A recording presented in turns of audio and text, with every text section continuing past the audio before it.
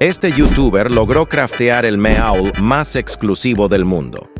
Sammy, en el admin abuse del martes de tacos, colocó en la máquina el Meowl, con lo cual se necesitaba 3 Nobinis y un Headless Horseman. Él metió 3 Nobinis con todas las mutaciones y un Headless Horseman de 17 billones. Y adivinen qué le salió, un Meowl con mutación de fresa y de 4 de julio. Es imposible. Y le hizo ping-pong por 1 hora y llegó a 26 billones. Esto es una locura. Y con la mutación de fresa lo hace 1 de 1.